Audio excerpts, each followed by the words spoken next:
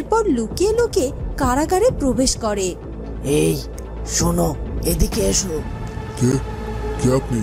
আর আমাদের কাছে বা কি চান? আমরা আপনার জন্য কিছুই করতে পারবো না, চলে যান। আরে আমি রাকেশ। কি? আপনি আপনি এসেছেন? কেন এসেছেন এখানে? আপনার কাজ করতে গিয়ে তো মহারাজের কাছে ধরা পড়েছি। আর আপনি আমাদেরকে মহারাজের হাত থেকে না বাঁচিয়ে উল্টে আমাদের উপর আক্রমণ করতে চেয়েছিলেন। আরে বোকার মতো কথা বলো না তো। তখন যদি তোমাদের পক্ষে কথা বলতাম তাহলে এখন আমি তোমাদের সাথেই থাকতাম। কোকিলা আলোর ঘরে গিয়ে দেখে সেখানে শিলা নেই। শিলা, শিলা রে, মা কোথায় গেলি তুই? সত্যি তাহলে ওরা আলোর বদলে শিলাকে তুলে নিয়ে গেল? কিন্তু কিন্তু সেটাই বা কি করে হয়? ওই কালু তো আমার শিলাকে ভালো করেই চেনে। সে জেনে শুনে এত বড় ভুল করবে? কিন্তু কিন্তু ওরা তো রাতের বেলায় এসেছিল। হয়তো অন্ধকারে বুঝতে না পেরে আমার মেয়েটাকে ওরা তুলে নিয়ে গেছে। ওরে শিলা রে, মা, এ কি হয়ে গেল রে মা? কোকিলা চিৎকার করতে করতে বারান্দায় এসে বসে পড়ে। এ আমার কি হলো গো? আমার সহজ সরল মেয়েটাকে কিনা শেষকালে বলির পাটা হতে হলো। এই সব কিছু হয়েছে আমার জন্য। শিলা, ও শিলা, মারে তুই আমারে ক্ষমা করে দিস মা। শিলা, ফিরে আয় মা, ফিরে আয়। শিলা, শিলা রে, ও শিলা, মা কই গেলি তুই মা? ফিরে কোকিলা আয় শিলাকে না পেয়ে অনেক কাঁদতে থাকে। শিলা রে, ও শিলা, মা কই গেলি তুই মা? এত কান্না কি আছে? হয়তো ঘুম থেকে উঠে বাইরে বের হয়েছে। আর এরকম তো হয় রোজই। কিন্তু আজ কি হলো মামির? যাই দেখি মামির কাছে গিয়ে মামিকে জিজ্ঞাসা করি।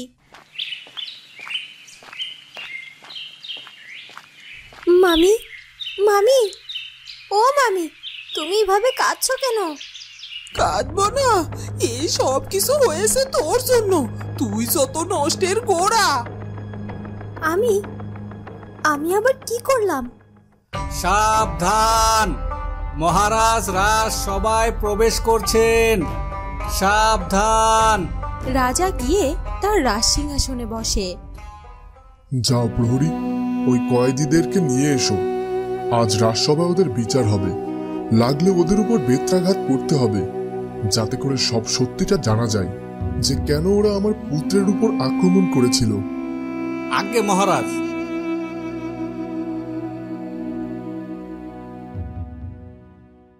প্রহরী কয়েদখানায় যায়। আর সেখানে গিয়ে সে দেখতে পায় যে সেখানে কোনো কয়েদিই নেই। প্রহরী আবারও রাজসভায় ফিরে আসে।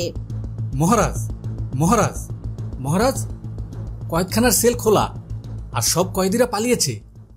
কি কি বলছো? কি এসব? পালিয়েছে মানে? রাজকারাগার থেকে কিভাবে কয়েদিরা পালিয়ে যায়? পাহারাদাররা কি করছিল? মাফ করবেন মহারাজ, যে প্রহরী পাহারা দিচ্ছিল সে কিছুক্ষণের জন্য ঘুমিয়ে পড়েছিল, আর তখনই তারা সুযোগ পেয়েছে। কি? ঘুমিয়েছিল? ঠিক আছে, ওকে আমি পরে দেখে নিচ্ছি। তুমি এখন যাও। শুনুন, বিগত কদিন হলো আমি রাজ্যে ছিলাম না। গত রাতেই আমি ফিরে এসে দেখি আমার পুত্র সূর্যের উপর কিছু লোক আক্রমণ করেছে। অবশ্য তাদেরকে ধরে আমি কারাগারে বন্দি করেছিলাম, কিন্তু আমার কাছে এসব কিছু স্বাভাবিক মনে হচ্ছে না। ওই লোকগুলো এমনি এমনি রাজপুত্রের উপর আক্রমণ করেনি। এর পেছনে কোনো না কোনো কারণ আছে। আমাদের সাথে কেউ শত্রুতা করছে। হ্যাঁ আব্বা হুজুর, আমারও সেটাই মনে হচ্ছে। আমার মনে হয়েছে এটা পূর্ব পরিকল্পিত। না হলে ওরা জানলো কি করে যে আমি ওই সময় জঙ্গলেই ছিলাম? মহারাজ, আপনার কি কাউকে সন্দেহ হয়? ওদিকে তপসীমা ধ্যান সাধনা করতে থাকে।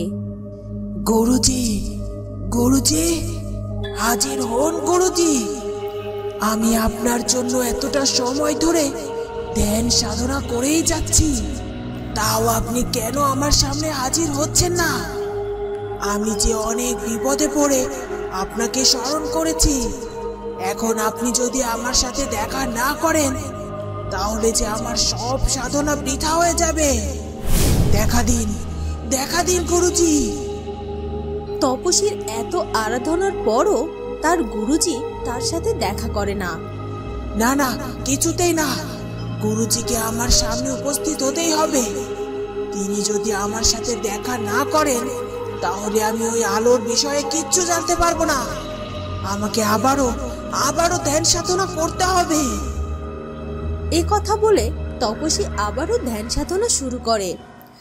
ওদিকে কালু শিলাকে অনেক ভালো ভালো খাবার এনে খাওয়াতে থাকে, আর ভালো ভালো খাবার পেয়ে শিলা অনেক খুশি হয়। কত ভালো ভালো খাবার!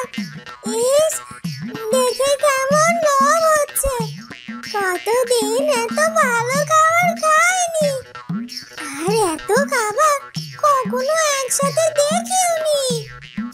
তোমার কি এত ভালো ভালো খাবার দেখে ভালো লেগেছে গো? হ্যাঁ গো, খুব ভালো লেগেছে। আচ্ছা, এই সব খাবার কি আমার জন্য? হ্যাঁ, এই সব খাবার তোমারই জন্য শিলা। কি, এই সব খাবার আমার জন্য? আজ আমি আমার মনটা ভরে এই সব খাবার খাবো। হ্যাঁ শিলা, খাও। এরপর যদি তুমি আরো খাবার চাও তাহলে আমি তোমাকে আরো ভালো ভালো খাবার খাওয়াবো। কি, আরো ভালো ভালো খাবার? সত্যি বলছো? কিন্তু আমি এটা বুঝতে পারছি না যে তুমি আমাকে কেন এত ভালো ভালো খাবার এনে দিচ্ছ।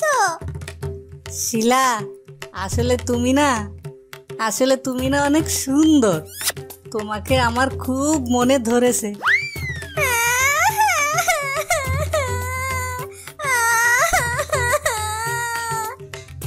কি শিলা, তুমি কাঁদছো কেন? না, কেঁদো না। তুমি কাঁদলে আমার খুব কষ্ট হয়।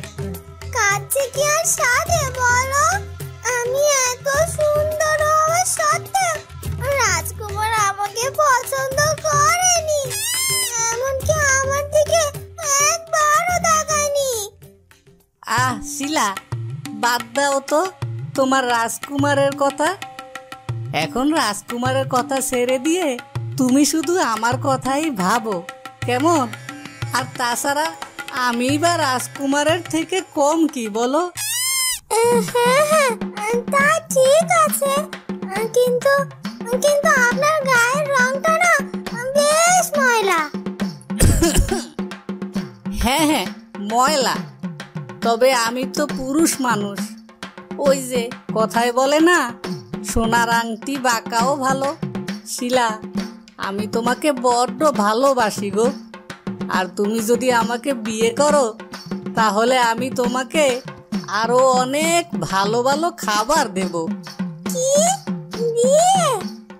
বিয়ে করলে বুঝি ভালো ভালো খাবার পাওয়া যায়? শুধু ভালো ভালো খাবারই নয়, আমি তোমাকে ভালো ভালো শাড়ি, চুড়ি আর গয়নাও কিনে দেব। সত্যি বলছো তুমি? তাহলে আমি তোমাকে আজই বিয়ে করব। হ্যাঁ মুখপুরি, তুই দায়ী। তুই যেদিন থেকে এই বাড়িতে পা দিয়েছিস সেদিন থেকে আমার বাড়িতে অশান্তি শুরু হয়েছে। আর আজ তোর জন্য আমি আমার মেয়েটাকেও খুঁজে পাচ্ছি না। আমার মেয়েটা আমাকে এক মুহূর্ত না দেখেও থাকতে পারে না। ও এখন কি করছে সেটাও আমি জানি না। যা মুখপুরি যা, আমার চোখের সামনে থেকে চলে যা বলছি। মামি কেন এরকম করছে সেটা সত্যি আমি বুঝতে পারছি না। কিন্তু আসলেই তো বুবু ঘুম থেকে উঠে কোথায় গেল?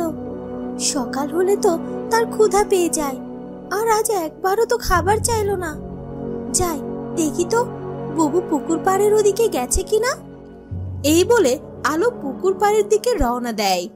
কালু, তুমি আমার মেয়েটাকে তুলে নিয়ে যাওয়ার সময় কি একবারও দেখতে পাওনি যে ওটা আলো নয়, ওটা আমার শিলা? আর আমি তো মোড়ল মশাইয়ের বাগান বাড়ি চিনিও না। আর তাছাড়া শুনেছি সে নাকি অনেক দূরের পথ। এখন কি করে আমি আমার মেয়ের কাছে যাব? না না, এখনো তেমন কাউকে সন্দেহের তালিকায় আনতে পারিনি। তবে সেনাপতি, আমি আপনাকে দায়িত্ব দিচ্ছি, যে বা যারা আমার সূর্যের বিরুদ্ধে ষড়যন্ত্র করেছে তাদেরকে খুঁজে আমার সামনে হাজির করবে। তাকে আমি কঠিন শাস্তি দিতে চাই। আজ্ঞে মহারাজ, আমাকে কিছুদিনের জন্য সময় দিন, তারপর আমি ওই অপরাধীকে এনে আপনার পায়ের সামনে হাজির করব। এত সহজে যে আপনাদের সেই অজানা শত্রুকে ধরতে পারবেন না, কারণ সে আপনাদের চোখে ধুলো দিয়ে তার কাজ হাসিল করে নেবে। আর যতই চেষ্টা করুন না কেন, তার থাবা থেকে আপনারা কিছুতেই বাঁচতে পারবেন না। সবাইকে তার হাতেই আপনাদের মরতে হবে। এ কি বাবা রাকেশ, কি ভাবছো কি? আর তাছাড়া তোমাকে এমন অন্যমনস্ক লাগছে কেন? মহলে ফিরতে হবে তো। হ্যাঁ পিতাজি, আপনি চলুন। রাজপুত্র রানীর কক্ষে যায়। এ কি পুত্র, তুমি আমার কক্ষে? কিছু কি বলবে? হ্যাঁ আম্মিজান, আসলে আব্বা হুজুর তো ফিরে এসেছেন। এবার আমার আর আলোর কথাটা তাকে বলা উচিত। তুমি ভেবো না পুত্র, আমি আজই তোমার আব্বা হুজুরকে সবকিছু বলবো। আম্মিজান, আমার না খুব ভয় করছে। আম্মিজান, আব্বা হুজুর আমার সাথে আলোর বিয়েটা মেনে নেবে তো? হ্যাঁ পুত্র, তুমি চিন্তা করো না। তোমার আব্বা হুজুর বাইরে থেকে দেখতে যতটা কঠিন, ভেতর থেকে ঠিক ততটাই নরম। আর সব থেকে বড় কথা, তোমার আব্বা হুজুর তোমাকে অনেক ভালোবাসে, আর সে তোমার ভালোবাসাকেও মেনে নেবে। হ্যাঁ হ্যাঁ আম্মিজান, আমিও আলোকে খুব তাড়াতাড়ি এই রাজপ্রাসাদের বধূ করে নিয়ে আসতে চাই। ঠিক আছে পুত্র, তাই হবে। চিন্তা করো না, তোমার আব্বা হুজুর আপত্তি করবেন না।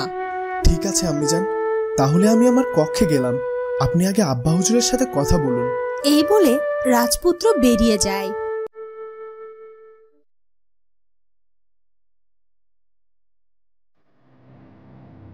কি? মহারাজকে বলে সূর্যের সাথে আলোর বিয়েটা তাড়াতাড়ি দিয়ে দিবেন রানীমা? আর আমার সামনে সূর্য ওই মেয়েকে বউ করে নিয়ে আসবে, আর আমি চুপচাপ দেখব? এটা তো কিছুতেই হতে পারে না। রানীমা আমার কোনো কথাই শুনবেন না। তবে এবার আমি যাব মহারাজের কাছে। তিনি আমাকে নিজে প্রাসাদে নিয়ে এসেছেন, আর আমি জানি আমাকে বাদ দিয়ে সে কখনোই আলোকে এই রাজপরিবারের বউ হিসাবে কিছুতেই মেনে নেবে না। এই বলে সোহিনী রাজার কাছে যাওয়ার জন্য রওনা দেয়। তো বন্ধুরা, তাহলে কি সোহিনী রাজাকে বলে আলো আর সূর্যের বিয়েটা আটকে দেবে? সেটা জানবো আমরা কুঁজবরণ কন্যার পরবর্তী পর্বে। আর আজকের ভিডিওটি ভালো লাগলে অবশ্যই সাবস্ক্রাইব করে দিও। ধন্যবাদ।